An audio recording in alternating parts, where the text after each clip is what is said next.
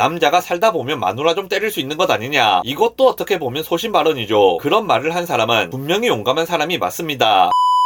빅툼입니다. 오버워치 게임을 하는데 제가 전체 채팅으로 이런 말을 했습니다. 우리 편 겐지 진짜 못함. 이건 소신 발언일까요? 이걸 소신 발언이라고 생각하는 사람은 아무도 없을 겁니다. 그냥 정치질이라고 생각하지. 우리 편이 지고 있는 것은 나 때문이 아니라 우리 편 겐지가 진짜 못했기 때문이다. 이거죠. 만약 진짜 게임에서 이기기를 원했다면 팀체스로 이야기를 하는 게 맞겠죠. 팀체스로. 물론 팀체스로 우리 편 겐지 진짜 못함. 겐지 차이 오지구요. 이렇게 하라는 말이 아니고 모여서 같이 가자고 하거나 궁 참았다가 나중에 아나뽕 받고 쓰라거나 그렇게 하면 될 겁니다. 친구가 잘못한 게 있는 것 같습니다. 그러면 어떻게 해야 할까요? 친구한테 조용히 이야기하면 됩니다. 그게 친구죠. 내가 친구의 잘못을 알았는데 그걸 온 동네방네 소문내고 다니면 그건 순수한 의도가 있다고 보기 어렵습니다. 내가 친구 잘 되라고 그랬다. 말이 안 되는 거죠. 남대문이 열린 사람한테 가서 조용히 남대문 열렸어요. 귓속말 해주는 것은 그 사람에게 도움이 됩니다. 하지만 너 남대문 열렸어 하고 사람들 다 보는 데서 소리치는 건 그 사람을 위한 행동이라고 볼 수 없습니다. 놀리는 거죠. 나만 재밌고. 범죄자의 범죄 사실을 알고 있는 변호사가 법정에서 그 사실을 폭로함으로써 변호사를 선임한 사람에게 피해를 줬다. 그건 용기 있는 행동이라고 할 수 있을까요? 당연히 아닙니다. 불리한 진술에 대한 거부를 할 수 있는 권리를 빼앗은 셈이 됩니다. 소신 발언이고 뭐고 간에 그렇게 하면 안 되는 겁니다. 아파트 광고를 받은 연예인이